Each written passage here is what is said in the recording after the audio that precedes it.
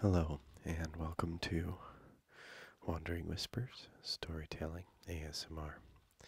And today, I am going to be reading some more of Alice's Adventures in Wonderland by Lewis Carroll. It is a public domain book, so you can get yourself a free copy at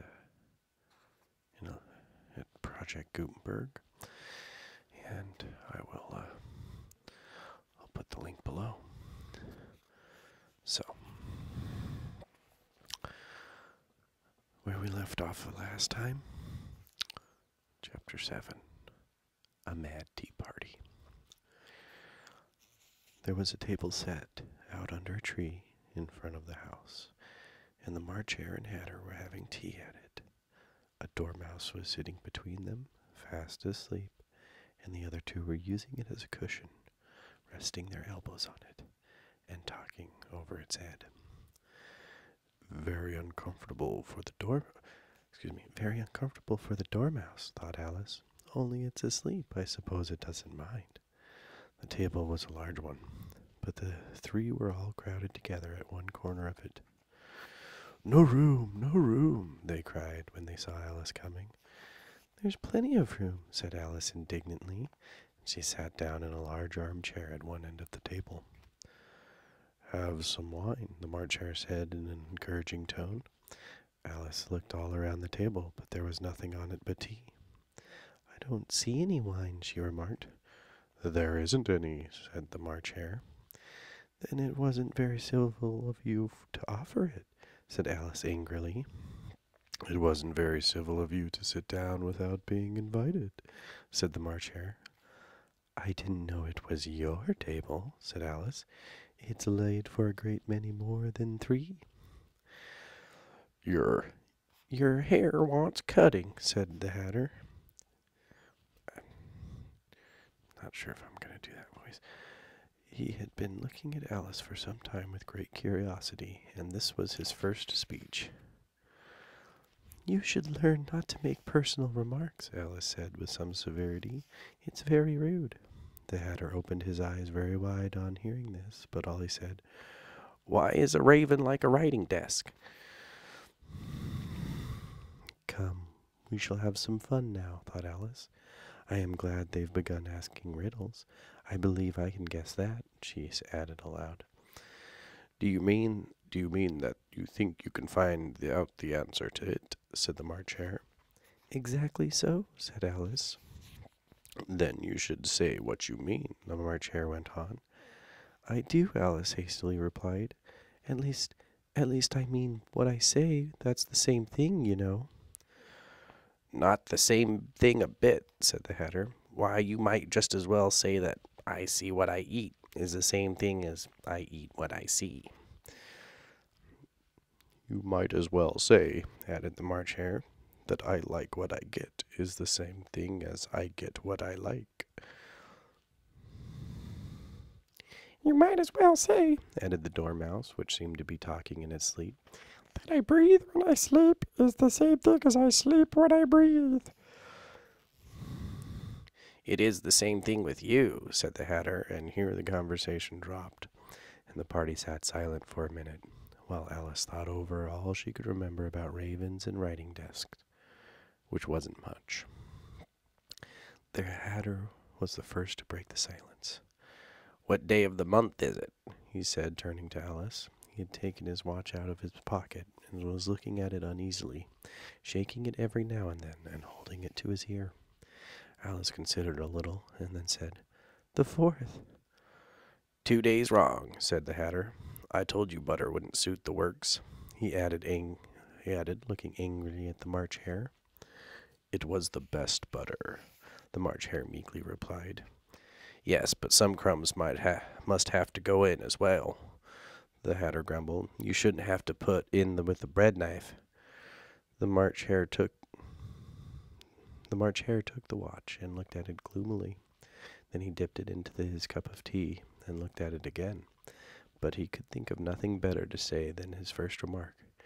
It was It was the best butter, you know. Alice had been looking over his shoulder with some curiosity. What a funny watch, she remarked. It tells the day of the month and doesn't tell what o'clock it is. Why should it? Muttered the Hatter. Does your watch tell you what year it is? Of course not, Alice replied very readily. But that's because it says the same year for such a long time together. Which is just the case with mine, said the Hatter. Alice felt dreadfully puzzled. The Hatter's remark seemed to her to have no sort of meaning in it, and yet it was certainly English. I don't quite understand you, she said politely as she could. The Dormouse is asleep again, said the Hatter, and he poured a little hot tea upon its nose. The Dormouse shook its head impatiently and said without opening its eyes, of course, just what I was going to remark myself. Have you guessed the riddle yet? The Hatter said, turning to Alice again. No, I give it up, Alice replied. What's the answer? I haven't the slightest idea, said the Hatter. Nor I, said the March Hare. Alice sighed wearily. I think you might do something better with your time, she said, than waste it in asking riddles that have no answers. If you knew the time as well as I do, said the Hatter, you wouldn't talk about wasting it. It's him. I don't know what you mean, said Alice. Of course you don't, the Hatter said, tossing his head contemptuously. I dare say you never even spoke to time. Perhaps not, Alice cautiously replied. But I know I have to beat him when I learn music.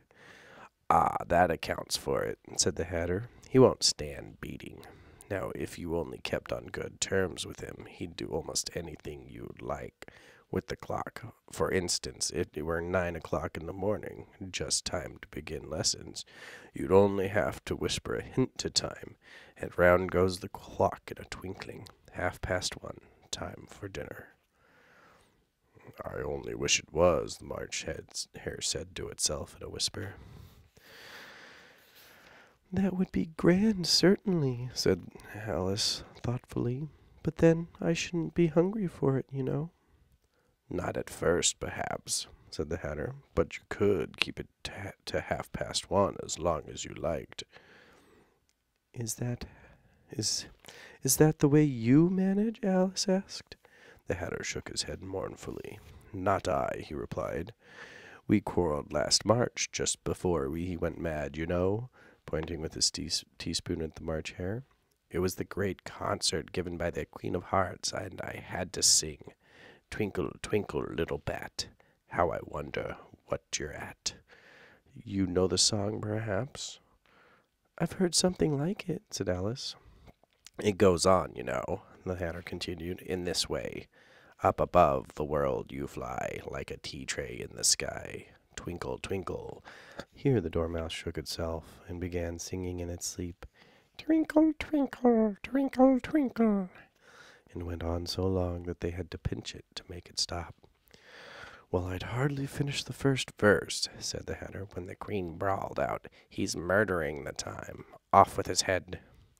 How dreadfully savage, exclaimed Alice. And ever since that, the Hatter went on in a mournful tone, he won't do a thing I ask. It's always 6 o'clock now. A bright idea came into Alice's head. Is that the reason so many tea things are put out here? She asked. Yes, that's it, said the Hatter with a sigh. It's always tea time and no time to wash the things between whiles. Then you keep moving round, I suppose, said Alice. Exactly so, said the Hatter. It's the things that, as the things get used up. But what happened when you come to the beginning again? Alice ventured to ask. Suppose we change the subject, the March Hare interrupted, yawning. I'm getting tired of this. I vote the young lady tells us a story. I'm afraid I don't know one, said Alice, rather alarmed at the proposal. Then the Dormouse shall, they both cried. Wake up, Dormouse, and they pinched it on both sides at once. The Dormouse slowly opened its eyes. I wasn't asleep, it said in a hoarse, feeble voice. I heard every word you fellows were saying. "Tell us a story," said the March Hare. "Yes, please do," pleaded Alice. "And be quick about it," the Hatter, "or you'll be asleep again before it's done." "Once upon a time there were 3 little sisters," the Dormouse began in a great hurry, "and their names were Elsie, Lacie, and Tilly, and they lived at the bottom of a well." "What did they live on?" said Alice, who always took a great interest in questions of eating and drinking. "They lived on treacle," said the Dormouse after thinking a minute or two. "They wouldn't have done that, you know," Alice gently remarked. "They'd have been ill." "So they were," said the Dormouse, "very ill." Alice tried a little to fancy to herself such an extraordinary way of living that would be like, but it puzzled her too much. So she went on. "But why did they live at the bottom of the well?" "Take some more tea," the March said to Alice very earnestly. "I've had nothing yet," Alice replied in an offended tone, "so I can't take more." "You mean you can't take less," said the Hatter. "It's very easy to take more nothing." "Nobody asked your opinion," said Alice. "Who's making personal remarks now?" the Hatter asked triumphantly. Alice did not quite know what to say to this, so she helped herself to some tea and bread and butter, and then turned to the Dormouse and repeated her question. "Why did they live at the bottom of a well?" The Dormouse again took a minute or two to think about it, and then said, "It was a treacle well." "There's no such thing," Alice said, beginning very angrily, but the Hatter and the March Hare went, "Shh, shh," and the Dormouse sulkily remarked, "If you can't be civil, you'd better finish the story for yourself." "No, please go on," Alice said very humbly. "I won't interrupt again. I dare say there may be one." "One indeed," said the Dormouse indignantly. However, he consented to go on. "And so these little sisters, they were learning to draw, you know." "What did they draw?" said Alice, quite forgetting her promise. "Treacle," said the Dormouse, without considering it all this time. "I want a clean cup," interrupted the Hatter. "Let's all move one place on." He moved on as he spoke, and the Dormouse followed him. The March Hare moved on into the Dormouse's place, and Alice rather unwillingly took the place of the March Hare. The Hatter was the only one who got any advantage from the change, and Alice was a good deal worse off, as the March Hare had just upset the milk jug into his plate. Alice did not wish to offend the Dormouse again, so she began very cautiously. "But I understand. Where did they draw the treacle from?" You can draw water out of a water well," said Hatter, "so I should think you could draw a treacle out of a treacle well. Stupid." But they were in the well," Alice said to the Dormouse, not choosing to notice this last remark. "Of course they were," said the Dormouse. "Well in." This answer so confused poor Alice that she let the Dormouse go on for some time without interrupting it. "They were learning to draw," said the Dormouse. The Dormouse went on, yawning and rubbing its eyes, for it was getting very sleepy. "And they drew all manner of things, everything that begins with an M." "Why with an M?" said Alice. "Why not?" said the March Hare. Alice was silent. The Dormouse had closed its eyes by this time, and was going off into a doze, but on being pinched by the Hatter, it woke up again with a little shriek, and went on. "That begins with an M, such as mousetraps, and the moon, and memory, and muchness. You know, you say things are much of muchness. Did you ever see such a thing as drawing of a muchness?" "Really now, you ask me," said Alice, very much confused. "I don't think—" "Then you shouldn't talk," said the Hatter. This piece of rudeness was more than Alice could bear. She got up in great disgust and walked off. The Dormouse fell asleep instantly, and neither of the others took the least notice of her going, though she looked back once or twice, half hoping that they would call after her. The last time she saw them, they were trying to put the Dormouse into the teapot. "At any rate, I'll never go there again," said Alice as she picked her way through the wood. "It's the stupidest tea party I ever was at in all my life." Just as she said this, she noticed that one of the trees had a door leading right into it. "That's very curious," she thought. but everything's curious today. I think I may as well go in at once." And she went in. Once more she found herself in the long hall and close to the little glass table. "Now I'll manage better this time," she said to herself, and began by taking the little golden key and unlocking the door that led into the garden. Then she set to work nibbling at the mushroom. She had kept a piece of it in her pocket, till she was about a foot high. Then she walked down the little passage, and then she found herself at last in the beautiful garden among the bright flower beds and the cool fountains. Chapter 8. The Queen's Croquet Ground. A large rose tree stood near the entrance of the garden. The roses growing on it were white, but there were 3 gardeners at it, busily painting them red. Alice thought this a very curious thing, and she went nearer to watch them, and just as she came up to them, she heard one of them say, "Look out now, 5, don't go splashing paint over me like that." "I couldn't help it," said 5 in a sulky tone. 7 jogged my elbow, on which 7 looked up and said, "That's right, 5, always lay the blame on others." "You'd better not talk," said 5. "I heard the Queen say only yesterday you deserved to be beheaded." "What for?" said the one who had spoken first. "That's none of your business, too," said 7. "Yes, it is his business," said 5, "and I'll tell him. It is for bringing the cooked tulip roots instead of onions." 7 flung down his brush and had just begun, "Well, of all the unjust things," when his eyes chanced to fall upon Alice, as she stood watching them, and he checked himself suddenly. The others looked around also, and all of them bowed low. "Would you tell me, please," said Alice a little timidly, "why are you painting the roses red? Or why are you painting those roses?" 5 and 7 said nothing, but looked at 2. 2 began in a low voice. "Why, the fact is, you see, miss, this here ought to have been red rose tree. We put a white one in by mistake, and if the Queen was to find out, we shall all have our heads cut off, you know. So you see, miss, we're doing our best, afore she comes to—" At this moment 5, who had been anxiously looking across the garden, called out, "The Queen, the Queen!" And the 3 gardeners instantly threw themselves flat upon their faces. There was a sound of many footsteps, and Alice looked round eager to see the Queen. First came 10 soldiers carrying clubs. These were all shaped like the 3 gardeners, oblong and flat, with their hands and feet at the corners. Next the 10 courtiers.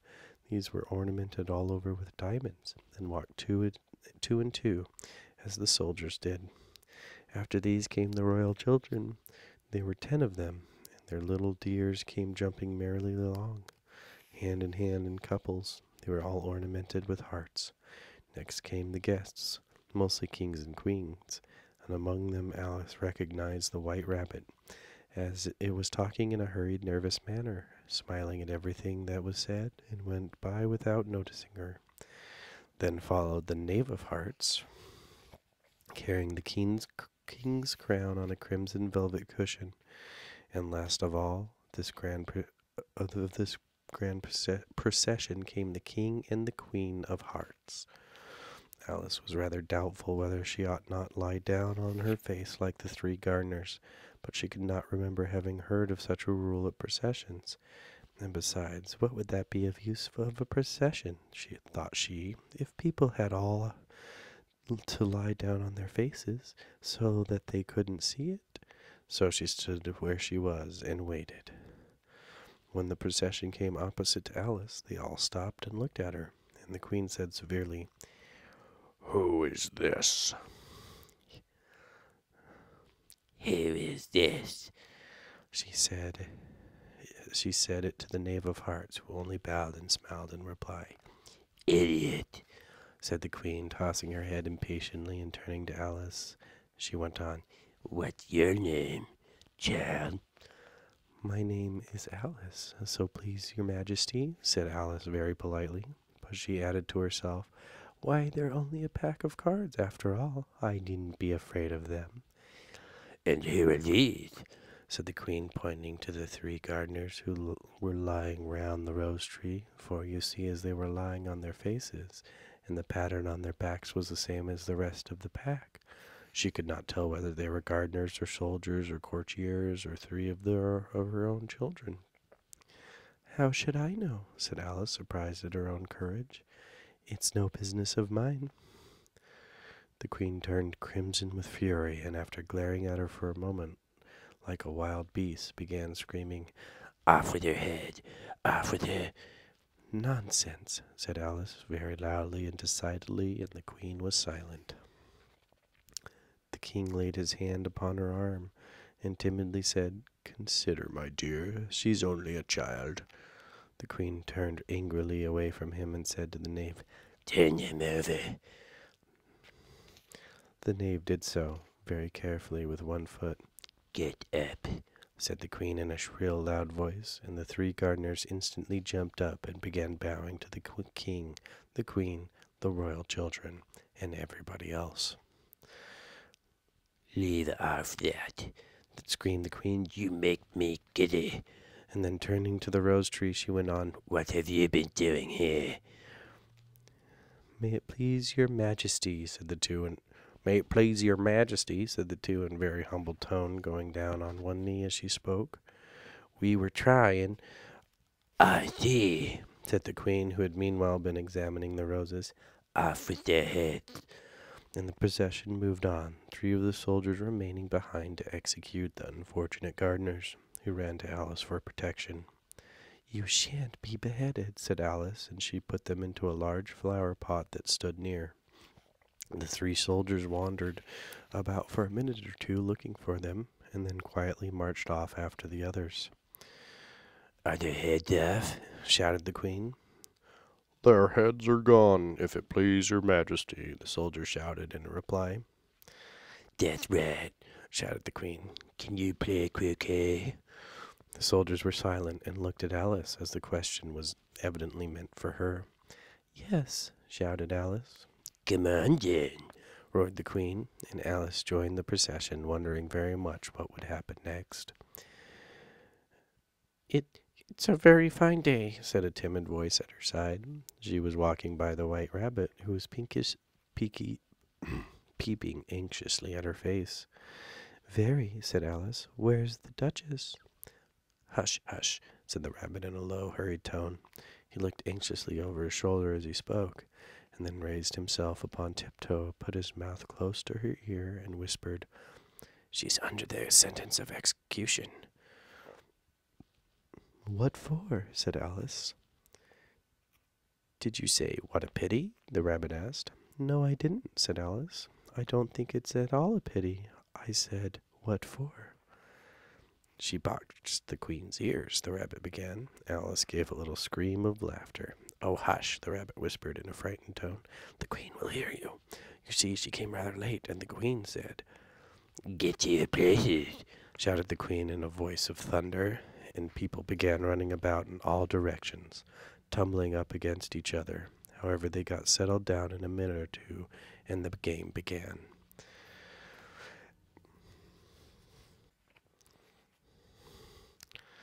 Alice thought she had never seen such a curious croquet ground in her life. It was all ridges and furrows. The croquet balls were live hedgehogs, and the mallets were live flamingos. The soldiers had to double themselves up and stand on their hands and feet to make the arches. The chief difficulty Alice found at first was in managing her flamingo.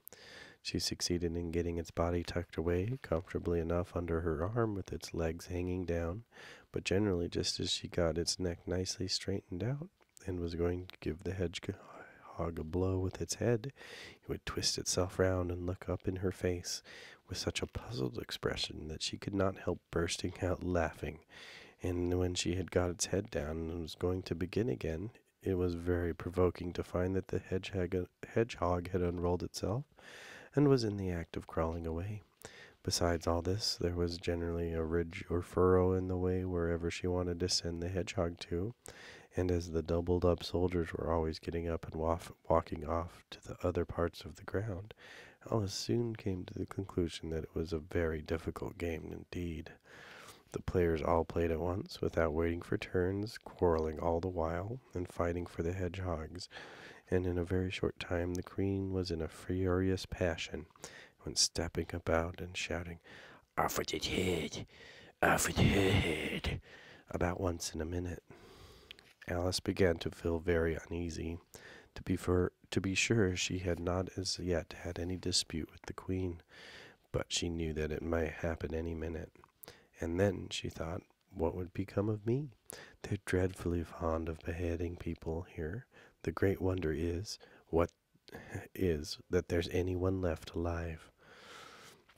She was looking about for some way of escape, and wondering whether she could get away without being seen, when she noticed a curious appearance in the air. It puzzled her very much at first, but after watching a minute or two she made it out to be a grin, and said to herself, "It's the Cheshire Cat, and now I'll have somebody to talk to." "How are you getting on?" "How are you getting on?" said the cat as soon as there was a mouth enough for it to speak with. Alice waited till the eyes appeared, and then nodded. "It's no use speaking to it," she thought, "till its ears have come, or at least one of them." In another minute the whole head appeared, and then Alice put down her flamingo, and began an account of the game, feeling very glad she had someone to listen to her. The cat seemed to think there was enough of it now in sight, and no more of it appeared.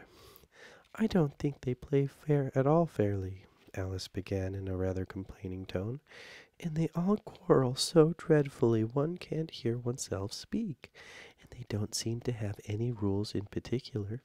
At least, if there are, nobody attends to them, and you've no idea how confusing it is, all the things being alive. For instance, there's the arch I've got to go through next, walking about at the other end of the ground, and I should have croqueted the queen's hedgehog just now, only it ran away when it saw mine coming." "How do you like the queen?" said the cat in a low voice. "Not at all," said Alice. "She's so extremely—" Just then she noticed that the queen was close behind her, listening, so she went on, "likely to win, that it's hardly worth while finishing the game." The queen smiled and passed on. "Who are you talking to?" said the king, coming up to Alice and looking at the cat's head with great curiosity. "It's a friend of mine, a Cheshire Cat," said Alice. "Allow me to introduce it." "I don't like the look of it at all," said the king. "However, it may kiss my hand if it likes." "I'd rather not," the cat remarked. "Don't be impatient," said the king, "and don't look at me like that." He got behind Alice as he spoke. "A cat may look at a king," said Alice. "I've read that in some book, but I don't remember where." "Well, it must be removed," said the king very decidedly, and he called to the queen, who was passing at the moment. "My dear, I wish you would have this cat removed." The queen had only one way of settling all difficulties, great or small. "Off with his head," she said, without even looking around. "I'll fetch the executioner myself," said the king eagerly, and he hurried off. Alice thought she might as well go back and see how the game was going on, as she heard the queen's voice in the distance, screaming with passion. She had already heard the sentence of 3 of the players to be executed for having missed their turns, and she did not like the look of things at all, as the game was in such confusion that she never knew whether it was her turn or not. So she went off in search of her hedgehog. The hedgehog was engaged in a fight with another hedgehog, which seemed to Alice an excellent opportunity for croqueting one of them with the other. The only difficulty was that her flamingo was gone across the other side of the garden, where Alice could see it trying in a helpless sort of way to fly up into a tree. By the time she had caught the flamingo and brought it back, the fight was over, and both the hedgehogs were out of sight. "But it doesn't matter much," thought Alice, "as all the arches are gone from this side of the ground." So she tucked it away under her arm, that it might not escape again, and went back to have a little more conversation with her friend. When she got back to the Cheshire Cat, she was surprised to find quite a large crowd collected around it. There was a dispute going on between the executioner, the king, and the queen, who were all talking at once, while all the rest were quite silent and looking very uncomfortable. The moment Alice appeared, she was by all three to settle the question, and they repeated their arguments to her, though, as they all spoke at once, she found it very hard to make out exactly what they said. The executioner's argument was that you couldn't cut off a head unless there was a body to cut it off from, that he had never had to do such a thing before, and he wasn't going to begin at his time of life. The king's argument was that anything that had a head could be beheaded, and that you weren't to talk nonsense. The queen's argument was that if something wasn't done about it in less than no time, she'd have everybody executed all round. It was this last remark that made the whole party look so grave and anxious. Alice could think of nothing else to say, but "It belongs to the Duchess. You'd better ask her about it." "She's in prison," the queen said to the executioner. "Fetch her here." And the executioner went off like an arrow. The cat's head began fading away the moment he was gone, and by the time he had come back with the Duchess, it had entirely disappeared. So the king and the executioner ran wildly up and down looking for it, while the rest of the party went back to the game.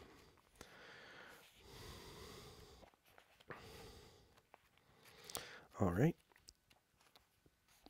Chapter 9. The Mock Turtle Story. "You can't think how glad I am to see you again, you dear old thing," said the Duchess as she tucked her arm affectionately into Alice's, and they walked off together. Alice was very glad to find her in such a pleasant temper, and thought to herself that perhaps it was only the pepper that had made her so savage when they met in the kitchen. "When I'm a duchess," she said to herself in a very hopeful tone, though, "I won't have any pepper in my kitchen at all. Soup does very well without. Maybe it's always pepper that makes people hot-tempered." She went on, very much pleased at having found out a new kind of rule, and vinegar that makes them sour, and chamomile that makes them bitter, and barley sugar and such things that make children sweet-tempered. I only wish people knew that. Then they wouldn't be so stingy about it, you know. She had quite forgotten the Duchess by this time, and was a little startled when she heard her voice close to her ear. "You're thinking about something, my dear, and that makes you forget to talk. I can't tell you just now that the moral of it is, but I shall remember it in a bit." "Perhaps it wasn't one," Alice ventured to remark. "Tut, tut, child," the Duchess said. "Everything's got a moral, and if only you can find it." And she squeezed herself up closer to Alice's side as she spoke. Alice did not much like her keeping so close to her. First, because the Duchess was very ugly, and secondly, because she was exactly the right height to rest her chin on Alice's shoulder, and it was an uncomfortably sharp chin. However, she did not like to be rude, so she bore it as well as she could. "The game's going on rather better now," she said, by the way of keeping up the conversation a little. "'Tis so," said the Duchess, "and the moral of that is, oh, 'tis love that makes the world go round." "Somebody said," Alice whispered, "that it's done by everybody minding their own business." "Ah, well, it means much the same thing," said the Duchess, digging her sharp little chin into Alice's shoulder as she added, "and the moral of that is, take care of the sense and the sounds and will take care of themselves." "How fond she is of finding morals in things," Alice thought to herself.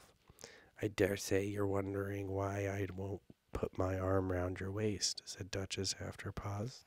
"The reason is that I'm doubtful about the temper of your flamingo. Shall I try the experiment?" "He might bite," Alice said cautiously, not feeling at all anxious to have the experiment tried.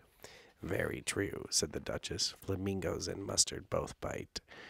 And the moral of that is, birds of a feather flock together." "Only mustard isn't a bird," Alice remarked. "Right, as usual," the Duchess said. "What a clear way you have of putting things." "It's a mineral, I think," said Alice. "Of course it is," said the Duchess, who seemed ready to agree to everything that Alice said. "There's a large mustard machine near here, and the moral of that is, the more there is of mine, the less there is of yours." "Oh, I know," exclaimed Alice, who had not attended to this last remark. "It's a vegetable. It doesn't look like one, but it is.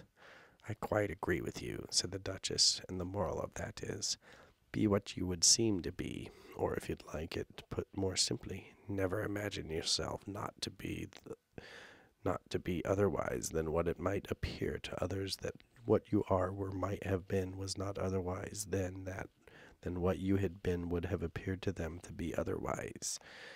I think I should understand that better, Alice said very politely, if I had it written down, but I can't quite follow it as you say it.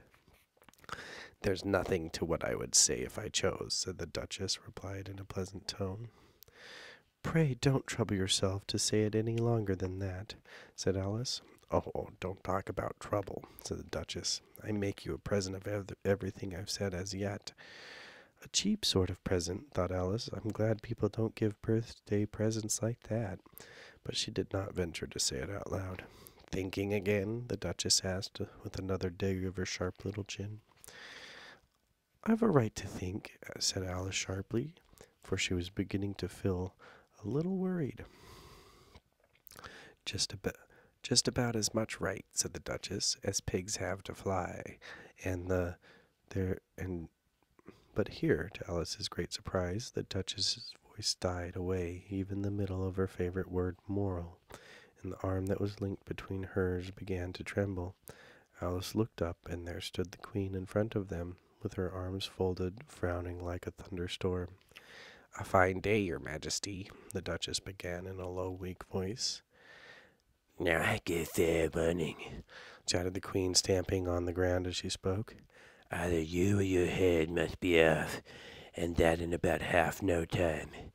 Take your choice. The Duchess took her choice, and was gone in a moment. Now let's get on with your game, the Queen said to Alice, and Alice was too much frightened to say a word, but slowly followed her back to the croquet ground. The other guests had taken advantage of the Queen's absence, and were resting in the shade. However, the moment they saw her, they hurried back to the game, the Queen merely remarking that a moment's delay would cost them their lives.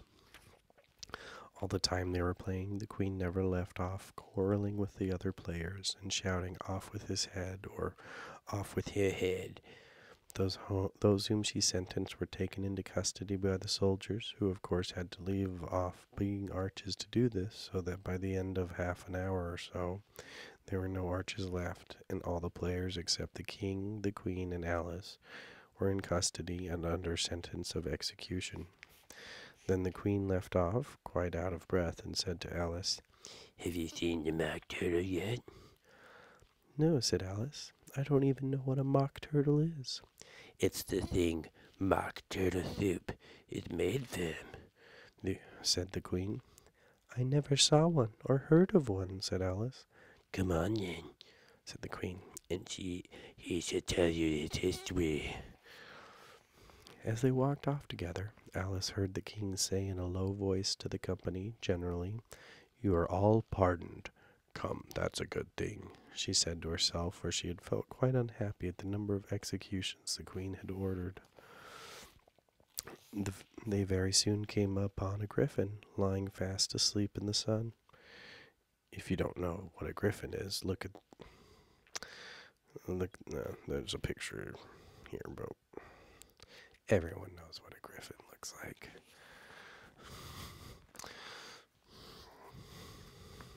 "Up, lazy thing," said the Queen, "and take this young lady to see the mock turtle, and to hear its history.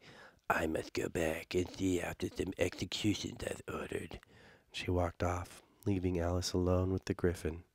Alice did not quite like the look of the creature, but on the whole she thought it would be quite safe to stay with it as to go after that savage Queen, so she waited.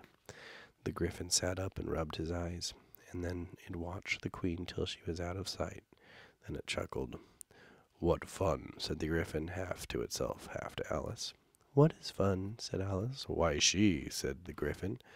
"It's all her fancy that. They never execute nobody, you know. Come on." "Everybody says come on here," thought Alice as she went slowly after it. "I never was so ordered about before in all my life. Never." They had not gone far before they saw the Mock Turtle in the distance, sitting sad and lonely on a little ledge of rock. And as they came nearer, Alice could hear him sighing as if his heart would break. She pitied him deeply. "What is his sorrow?" she asked the Griffin, and the Griffin answered very nearly in the same words as before. "It's all his fancy, that. He hasn't got no sorrow, you know. Come on." So they went up to the Mock Turtle, who looked at them with large eyes full of tears, but said nothing.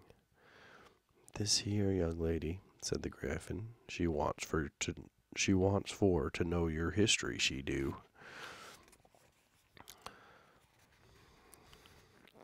"I'll tell it her," said the Mock Turtle in a deep, hollow tone. "Sit down, both of you, and don't speak a word till I've finished." They sat down, and nobody spoke for some minutes. Alice thought to herself, "I don't see how he can ever finish if he doesn't begin." But she waited patiently.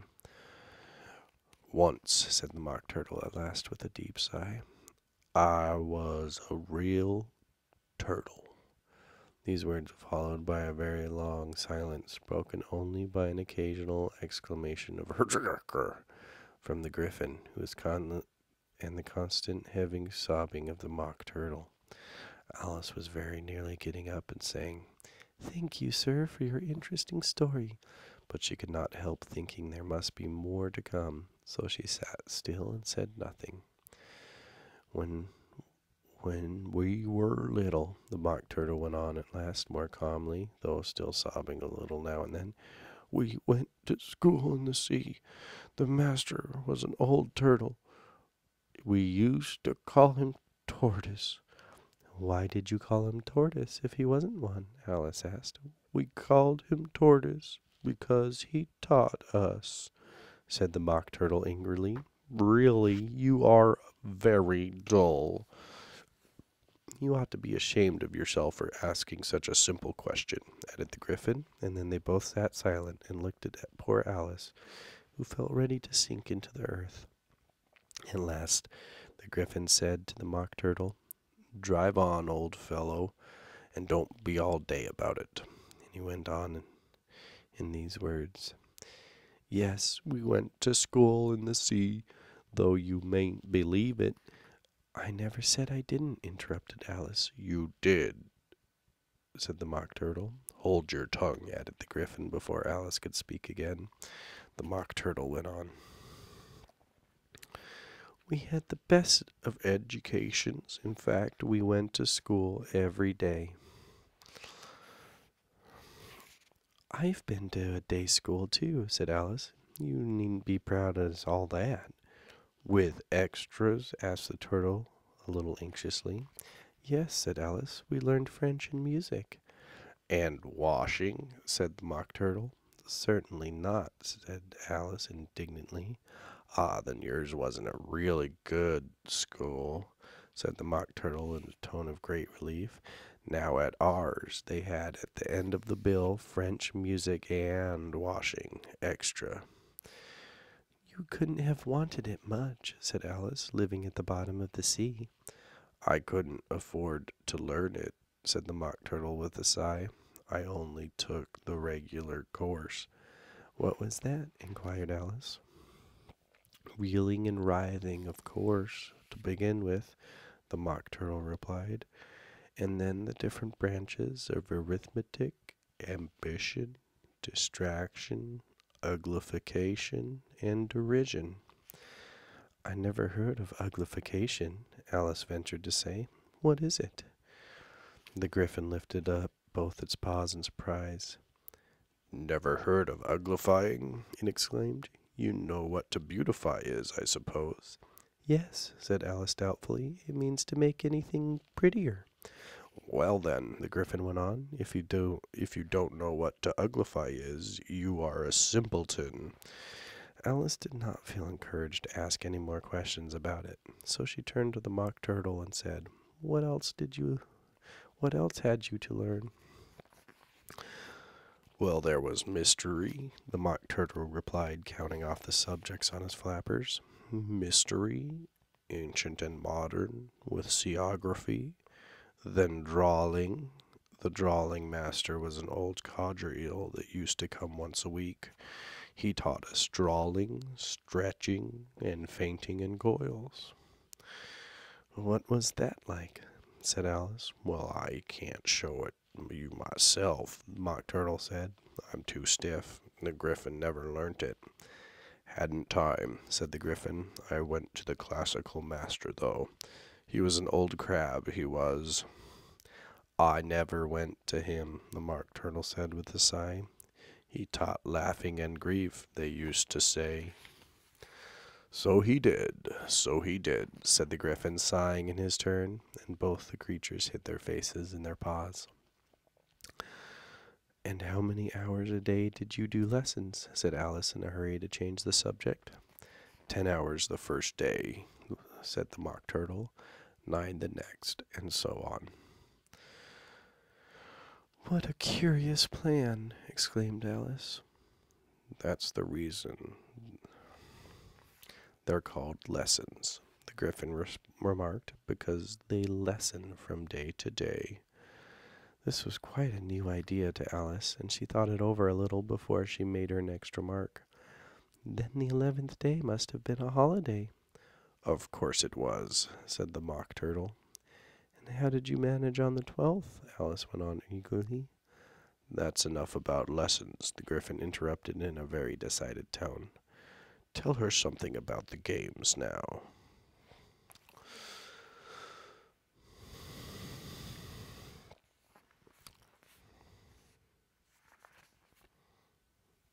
Chapter 10, The Lobster-Quadrille.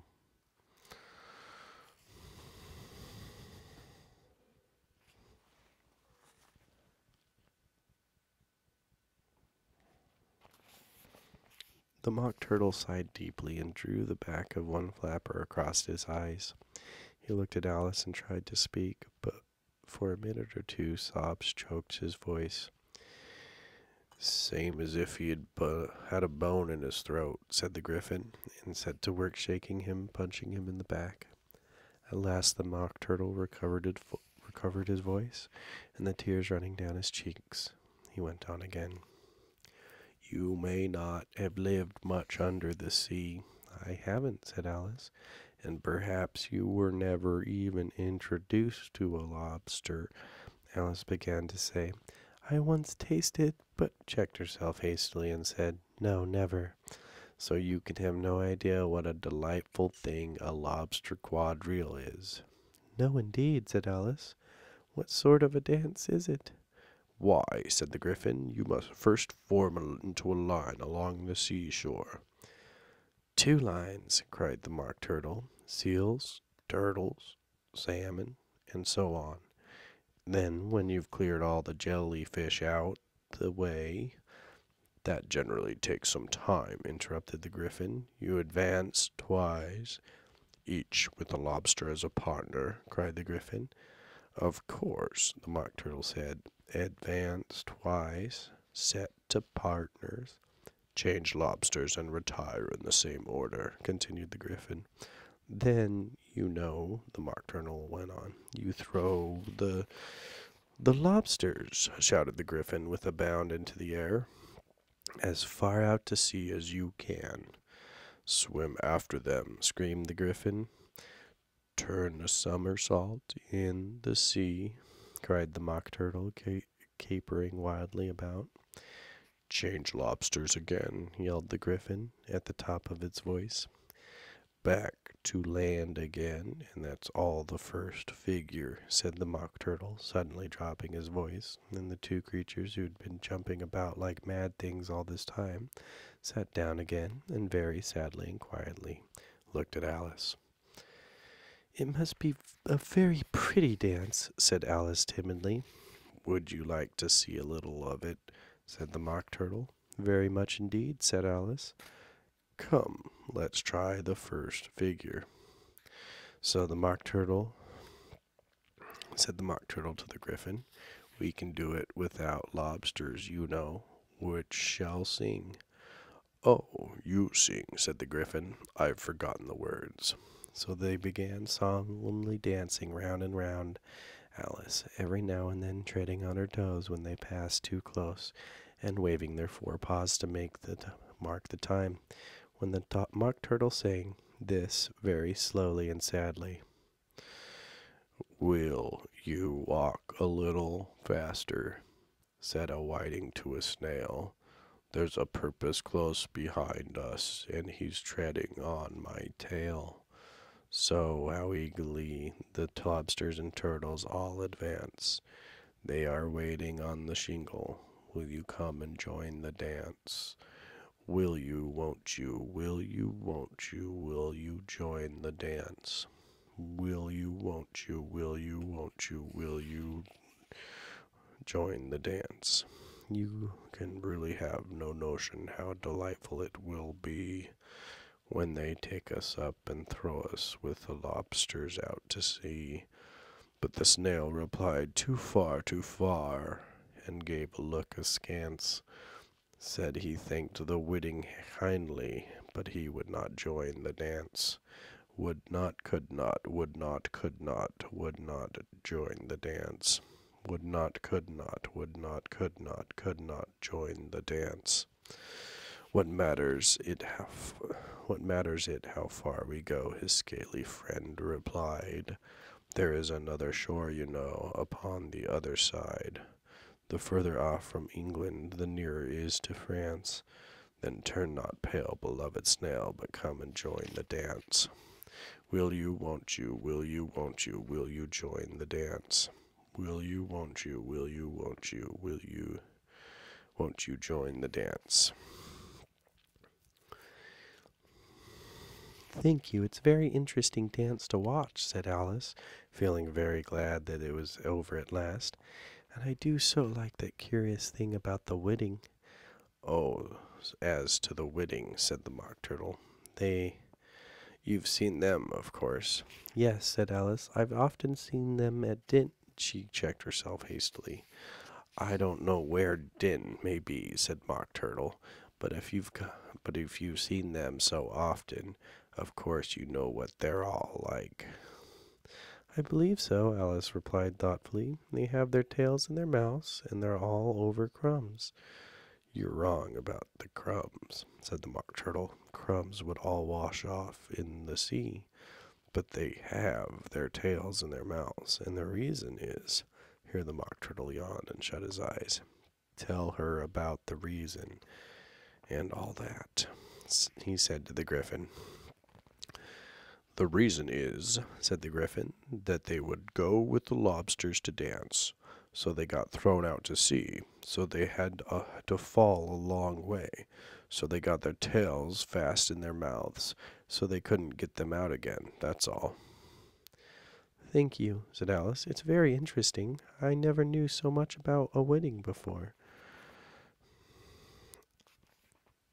I can tell you more than that if you like," said the Griffin. "Do you know why it's called a wedding?" Am I saying that wrong? Is it whiting? I think I'm saying that wrong. I never thought about it," said Alice. "Why?" "It does the boots and shoes," said the Griffin solemnly. Alice was thoroughly puzzled. "Does the boots and shoes?" she repeated in a wondering tone. "Why, what are your shoes done with?" said the Griffin. "I mean, what makes them so shiny?" Alice looked down at them and considered a little before she gave an answer. "They're done with blacking, I believe." "Boots and shoes under the sea," the Griffin went on in a deep voice, "are done with whiting. Now you know." Yeah, I'm pretty sure it's whiting. Now you know. "And what are they made of?" Alice asked in a tone of great curiosity. "Soles and eels, of course," said the Griffin, rather impatiently. "Any shrimp could have told you that." If I'd been the whiting," said Alice, whose thoughts were still running on the song, "I'd have said to the porpoise, 'Keep back, please. We don't want you with us.'" "They're obliged to have him with them," the Mock Turtle said.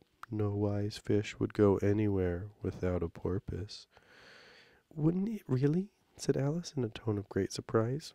Of course not, said the Mock Turtle. Why, if a fish came to me and told me he was going on a journey, I would say, with what purpose? Don't you mean purpose? Said Alice. I mean what I say, the Mock Turtle replied in an offended tone, and the Gryphon added, Come, let's hear some of your adventures.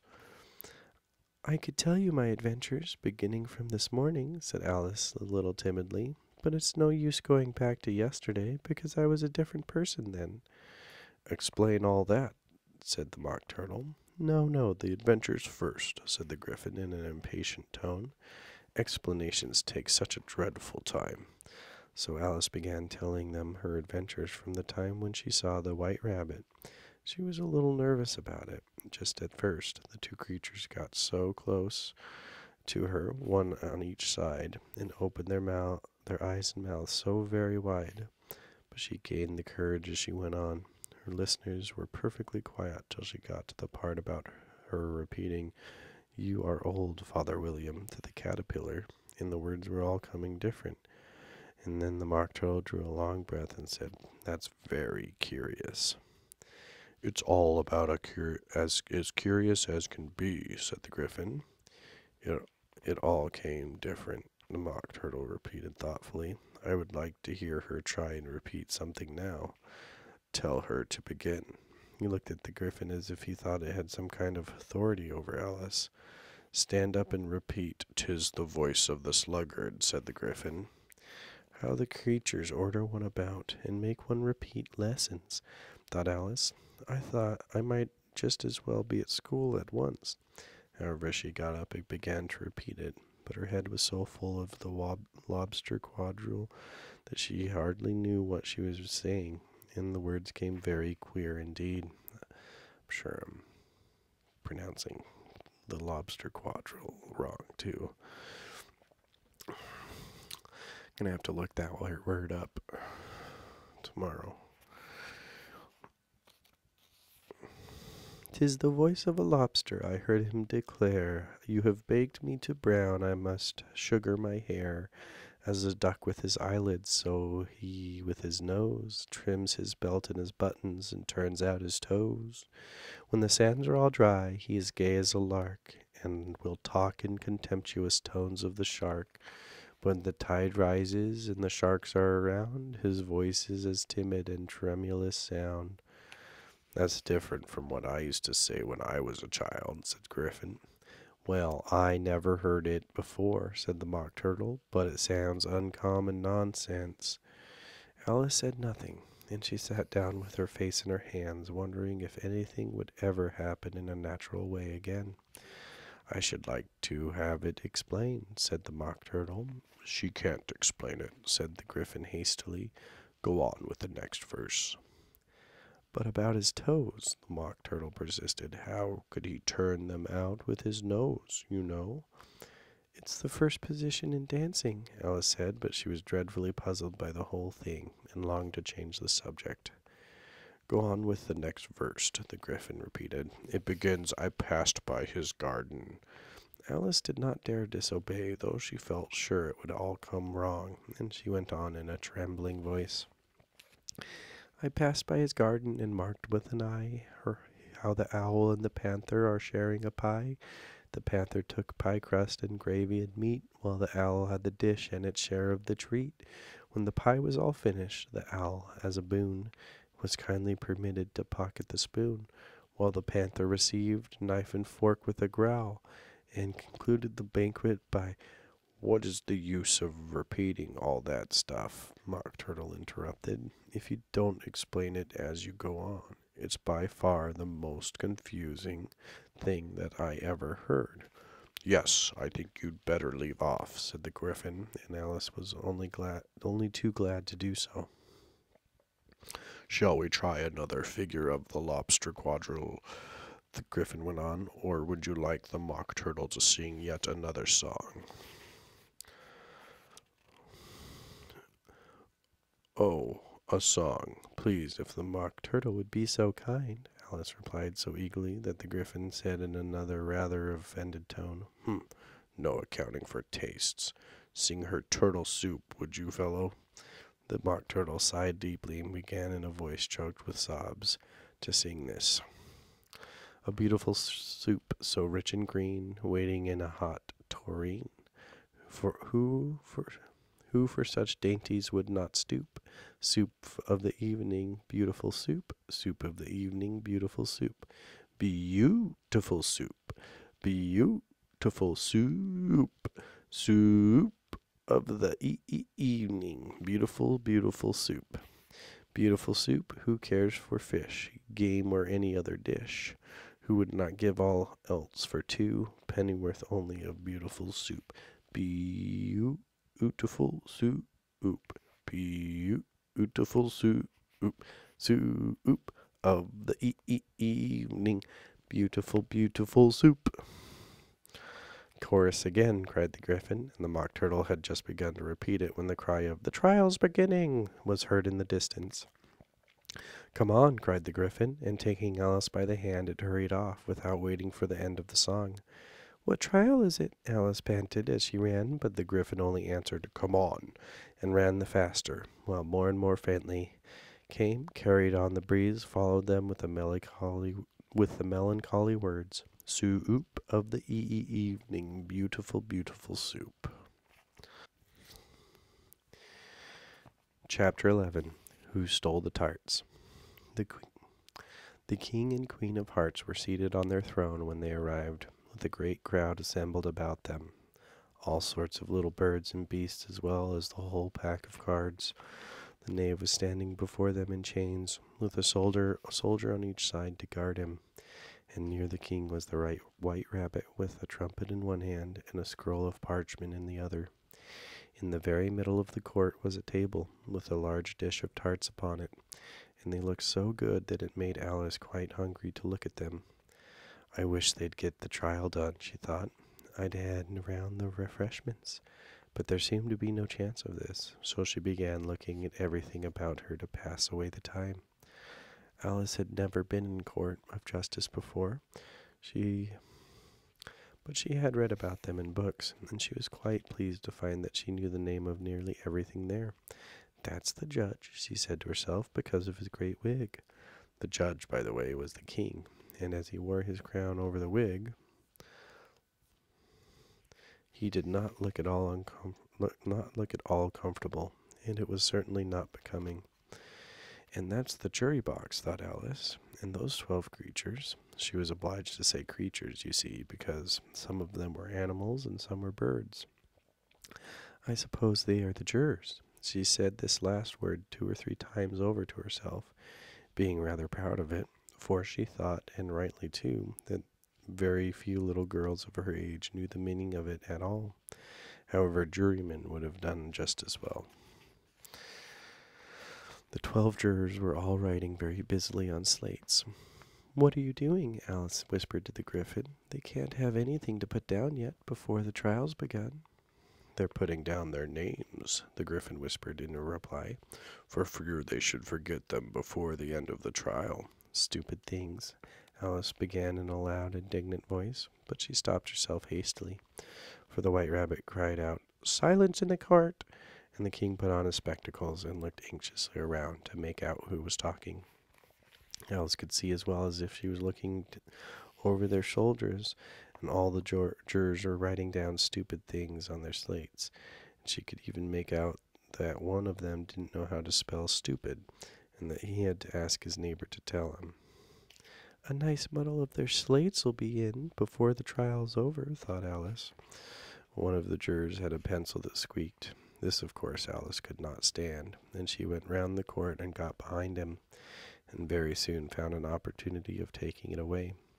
She did it so quickly that the poor little juror, it was Bill the Lizard, could not make out at all who had become of it. So after hunting all about for it, he was obliged to write with one finger for the rest of the day, and this was very little use, as it left no mark on the slate. Herald, read the accusation, said the king. On this the White Rabbit blew 3 blasts on the trumpet, and then unrolled the parchment scroll and read as follows. The Queen of Hearts. The Queen of Hearts, she made some tarts, all on a summer day. The Knave of Hearts, she stole those tarts, and took them quite away. Consider your verdict, the king said to the jury. Not yet, the rabbit hastily interrupted. There's a great deal to come before that. Call the first witness, said the king, and the white rabbit blew 3 blasts on the trumpet and called out, First witness. The first witness was the hatter. He came in with a teacup in one hand and a piece of bread and butter in the other. I beg your pardon, your majesty, he began, for bringing this in, but I hadn't quite finished my tea when I sent for. You ought to have finished, said the king. When did you begin? The hatter looked at the March Hare, who had followed him into the court, arm in arm with the Dormouse. 14th of March, I think it was, he said. 15th, said the March Hare. 16th, the Dormouse. Write that down, the king said to the jury, and the jury eagerly wrote down all 3 dates on their slates, then added them up, and reduced the answer to shilling and pence. Take off your hat, the king said to the hatter. It isn't mine, said the hatter. Stolen, the king exclaimed, turning to the jury, who instantly made a memorandum of the fact. I keep them to sell, the hatter added as an explanation. I've none of my own. I'm a hatter. Here the queen put on the spectacles and began staring hard at the hatter, who turned pale and fidgeted. Give your evidence, said the king, and don't be nervous, or I'll have you executed on the spot. This did not seem to encourage the witness at all. He kept shifting from one foot to the other, looking uneasily at the queen, and in his confusion he bit a large piece out of his teacup instead of the bread and butter. Just at this moment Alice felt a very curious sensation, which puzzled her a great deal until she made out what it was. She was beginning to grow larger again, and she thought at first she would get up and leave the court, but on second thought she decided to remain where she was as long as there was room for her. I wish you wouldn't squeeze so, said the Dormouse, who was sitting next to her. I can hardly breathe. I can't help it, said Alice very meekly. I'm growing. You've no right to grow here, said the Dormouse. Don't talk nonsense, said Alice more boldly. You know you're growing too. Yes, but I grow at a reasonable pace, said the Dormouse. Not in a ridiculous fashion. He got up very sulkily and crossed over to the other side of the court. All this time the queen had never left off staring at the hatter, and just as the Dormouse crossed the court, she said to one of the officers of the court, Bring me the list of singers in the last concert, in which the wretched hatter trembled so, and he shook off both of his shoes. Give your evidence, the king repeated angrily, or I'll have you executed, whether you're nervous or not. I'm a poor man, your majesty, the hatter began in a trembling voice, and I hadn't begun my tea, not above a week or so, and what with the bread and butter getting so thin, and the twinkling of tea. The twinkling of what? Said the king. It began with the tea, the hatter replied. Of course twinkling begins with a T, said the king sharply. Do you take me for a dunce? Go on. I'm a poor man, the hatter went on, and most things twinkled after that. Only the March Hare said. I didn't, the March Hare interrupted in a great hurry. You did, the hatter said. I deny it, said the March Hare. He denies it, said the king. Leave out that part. Well, at any rate, the Dormouse said, the hatter went on, looking anxiously around to see if he would deny it too, but the Dormouse denied nothing, being fast asleep. After that, continued the hatter, I cut some bread and butter. What did the Dormouse say? One of the jury asked. That I can't remember, said the hatter. You must remember, remarked the king, or I'll have you executed. The miserable hatter dropped his teacup and bread and butter and went down on one knee. I'm a poor man, your majesty, he began. You're a very poor speaker, said the king. Here one of the guinea pigs cheered and was immediately suppressed by the officers of the court. As that is a rather hard word, I will just explain to you how it is done. They had a large canvas bag, which tied up at the mouth with strings. Into this they slipped the guinea pig head first, and then sat upon it. I'm glad I've seen that done, thought Alice. I've so often read in newspapers at the end of trials there was some attempt at applause which was immediately suppressed by the officers of the court, and I never understood what it meant till now. If that's all you know about it, you may stand down, continued the king. I can't go any lower, said the hatter. I'm on the floor as it is. Then you may sit down, the king replied. Here the other guinea pig cheered and was suppressed. Come, that finishes the guinea pigs, thought Alice. Now we should get on better. I'd rather finish my tea, said the hatter with an anxious look at the queen, who was reading the list of singers. You may go, said the king, and the hatter hurriedly left the court without even waiting to put on his shoes. And just take his head off outside, the queen added to one of the officers, but the hatter was out of sight before the officer could get to the door. Call the next witness, said the king. The next witness was the Duchess's cook. She carried the pepper box in her hand, and Alice guessed who it was even before she got into the court. By the way, the people near the door began sneezing all at once. Give your evidence, said the king. Shan't, said the cook. The king looked anxiously at the white rabbit, who said in a low voice, Your Majesty must cross-examine this witness. Well, if I must, I must, the king said with a melancholy air, and, after folding his arms and frowning at the cook till his eyes were nearly out of sight, he said in a deep voice, What are tarts made of? Pepper, mostly, said the cook. Treacle, said a sleepy voice behind her. Collar that dormouse, the queen shrieked. Behead that dormouse. Turn that dormouse out of the court. Suppress him, pinch him, off with his whiskers. For some minutes the whole court was in confusion, getting the dormouse turned out, and by the time they had settled down again, the cook had disappeared. Never mind, said the king with an air of great relief. Call the next witness. And he added in an undertone to the queen, Really, my dear, you must cross-examine the next witness. It quite makes my forehead ache. Alice watched the white rabbit as he fumbled over the list, feeling very curious to see what the next witness would be like. For they haven't got much evidence yet, she said to herself. Imagine her surprise when the white rabbit read out at the top of his shrill little voice the name Alice. Chapter 12. Alice's Evidence. Here, cried Alice, quite forgetting in the flurry of the moment how large she had grown in the last few minutes, and she jumped up in such a hurry that she tipped over the jury box with the edge of her skirt, upsetting all the jurymen onto the heads of the crowd below, and they lay sprawling about, reminding her very much of a globe of goldfish she had accidentally upset the week before. Oh, I beg your pardon, she exclaimed in a tone of great dismay, and began picking them up again as quickly as she could, for the accident of the goldfish kept running in her head, and she had a vague sort of idea that they must be collected at once and put back into the jury box, or they would die. The trial cannot proceed, said the king in a very grave voice, until all the jurymen are back in their proper places. All, he repeated with great emphasis, looking hard at Alice as he said so. Alice looked at the jury box and saw that, in her haste, she had put the lizard in head downwards. The poor little thing was waving its tail in a melancholy way, being quite unable to move. She soon got it out again and put it right. Not that it signifies much, she said to herself. I should think it should be quite as much use in the trial one way up as the other.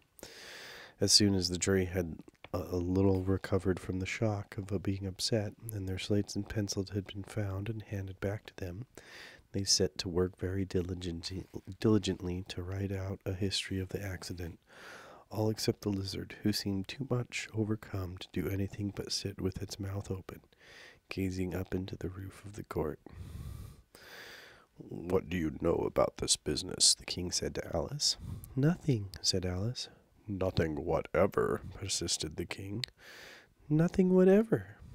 said Alice. That's very important, the king said, turning to the jury. They were just beginning to write this down on their slates when the white rabbit interrupted. Unimportant, your majesty means, of course, he said in a very respectful tone, but frowning and making faces at him as he spoke. Unimportant, of course I meant, the king hastily said, and went on to himself in an undertone. Important, unimportant, unimportant, important, as if he were trying which word sounded best. Some of the jury wrote it down, important, and some unimportant. Alice could see this as she was near enough to look at their slates, but it doesn't matter a bit, she thought to herself. At this moment the king, who had been for some time busily writing in his notebook, called out, "Silence," and read out from his book, "Rule 42. All persons more than a mile high to leave the court." Everybody looked at Alice. "I'm not a mile high," said Alice. "You are," said the king. "Nearly 2 miles high," added the queen. "Well, I shan't go at any rate," said Alice. "Besides, that's not a regular rule. You invented it just now." "It's the oldest rule in the book," said the king. "Then it ought to be number 1, said Alice. The king turned pale and shut his notebook hastily. "Consider your verdict," he said to the jury in a low, trembling voice. "There's more evidence to come yet, please your majesty," said the white rabbit, jumping up in a great hurry. "This paper has just been picked up." "What's in it?" said the queen. "I haven't opened it yet," said the white rabbit, "but it seems to be a letter written by the prisoner to somebody." "It must have been that," said the king, "unless it was written to nobody, which isn't usual, you know." "Who is it directed to?" said one of the jurymen. "It isn't directed at all," said the white rabbit. "In fact, there's nothing written on the outside." He unfolded the paper as he spoke and added, "It isn't a letter after all. It's a set of verses." "Are they in the prisoner's handwriting?" asked another juryman. "No, they're not," said the white rabbit, "and that's the queerest thing about it." The jury all looked puzzled. "He must have imitated somebody else's hand," said the king. The jury all brightened up again. "Please, your majesty," said the knave, "I didn't write it. They can't prove that I did. There's no name signed at the end." "If you didn't sign it," said the king, "that only makes the matter worse. You must have meant some mischief, or else you have signed your name like an honest man." There was general clapping of hands at this, and it was the first really clever thing the king had said that day. "That proves his gift, of course," said the queen. "So off with—" "It doesn't prove anything of the sort," said Alice. "Why, you don't even know what they're about." "Read them," said the king. The white rabbit put on his spectacles. "Where shall I begin, your majesty?" he asked. "Begin at the beginning," the king said very gravely, "and go on till you come to the end. Then stop." There was dead silence in the court whilst the white rabbit read out these verses. "They told me you had been to her, and mentioned me to him. She gave me a good character, but said I could not swim. He sent them word I had not gone. We know it to be true. If she should push the matter on, what would become of you? I gave her 1, they gave him 2, you gave us 3 or more. They all returned from him to you, though they were mine before. If I or she could chance to be involved in this affair, he trusts to you to set them free exactly as we were. My notion was that you had been, before she had this fit, an obstacle that had came between him. My notion was that you had been, before she had this fit, an obstacle that came between him and ourselves and it. Don't let him know she liked them best, for this must ever be a secret kept from all the rest, between yourself and me." "That's the most important piece of evidence we've heard yet," said the king, rubbing his hands. "So now let the jury—" "If any of them can explain it," said Alice. She had grown so large in the last few minutes that she wasn't a bit afraid of interrupting him. "I'll give him 6 pence. I don't believe there's an atom of meaning to it." The jury all wrote down on their slates, "She doesn't believe there's an atom of meaning in it," but none of them attempted to explain the paper. "If there's no meaning in it," said the king, "that saves a world of trouble, you know, as we needn't try to find any. And yet, I don't know," he went on, spreading out the verses on his knee and looking at them with one eye. "I seem to see some meaning in them, after all. Said I could not swim. You can't swim, can you?" he added, turning to the knave. The knave shook his head sadly. "Do I look like it?" he said, which he certainly did not, being made entirely of cardboard. "All right so far," said the king, and went on muttering over the verses to himself. "We know it to be true. That's the jury, of course. If she could push the matter on, that must be the queen. What would become of you? What indeed? I gave her one. They gave him two. Why, that must be what he did with the tarts, you know. But it goes on, they all return from him to you," said Alice. "Why, there they are," said the king triumphantly, pointing to the tarts on the table. "Nothing can be clearer than that. Then again, before she had this fit, you never had fits, my dear, I think," he said to the queen. "Never," said the queen furiously, throwing an inkstand at the lizard as she spoke.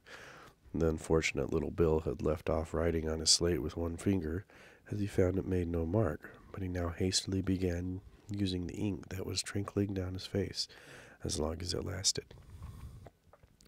"Then the words don't fit you," said the king, looking round the court with a smile. There was a dead silence. "It's a pun," the king added in an angry tone, and everybody laughed.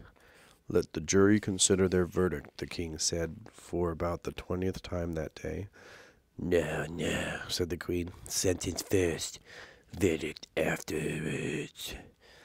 "Stuff and nonsense," said Alice loudly. "The idea of having the sentence first." "Hold your tongue," said the queen, turning purple. "I won't," said Alice. "Off with her head," the queen shouted at the top of her voice. Nobody moved. "Who cares for you?" said Alice. She had grown to her full size by this time. "You're nothing but a pack of cards." At this, the whole pack rose up into the air and came flying down upon her. She gave a little scream, half of fright and half of anger, and tried to beat them off, and found herself lying on the bank with her head in the lap of her sister, who was gently brushing away some dead leaves that had fluttered down from the trees upon her face. "Wake up, dear Alice," said her sister. "Why, what a long sleep you've had." "Oh, I've had such a curious dream," said Alice, and she told her sister, as well as she could remember them, all these strange adventures of hers that you have just been reading about. And when she had finished, her sister kissed her and said, "It was a curious dream, dear." "Certainly, but now run on to tea. It's getting late." So Alice got up and ran off, thinking while she ran, as well she might, what a wonderful dream it had been. But her sister sat still just as she left her, leaning her head on her hand, watching the sun and thinking of little Alice and all her wonderful adventures, till she too began dreaming after a fashion, and this was her dream. First she dreamed about little Alice herself. Once again the tiny hands were clasped upon her knee, and the bright eager eyes were looking up into hers. She could hear the very tones of her voice, and see that the queer little toss of her head to keep back the wandering hair that would always get into her eyes. And still as she listened, or seemed to listen, the whole place around her became alive with strange creatures of her little sister's dream. The long grass rustled at her feet as the white rabbit hurried by. The frightened mouse splashed his way through the neighboring pool. She could hear the rattle of the teacups as the March Hare and his friend shared the never-ending meal, and the shrill voice of the queen ordering off her unfortunate guests to execution. Once more the pig baby was sneezing on the duchess's knee, while the plates and dishes crashed round it. Once more the shriek of the griffin, the squeaking of the lizard's slate pencil, and the choking of the suppressed guinea pigs filled the air, mixed with the distant sob of a miserable mock turtle.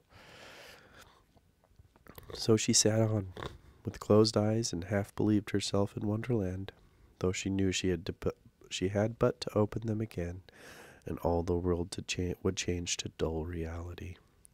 The grass would only be rustling in the wind, the pool rippling to the waving of the reeds, and the rattling teacups would change to tinkling sheep bells, and the queen's shrill cries to the voice of the shepherd boy, and the sneeze of the baby, the shriek of the griffin, and all the other queer noises would change, she knew, to the confused clamor of the busy farmyard, while the lowing of the cattle in the distance would take the place of the mock turtles' heavy sobs.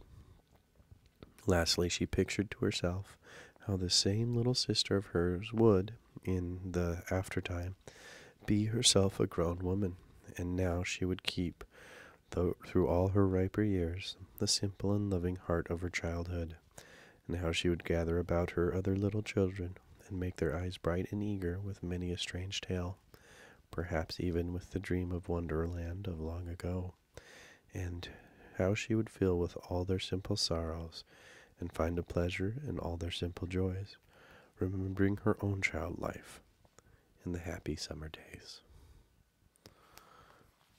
And that, my friends, is the end of Alice's Adventures in Wonderland.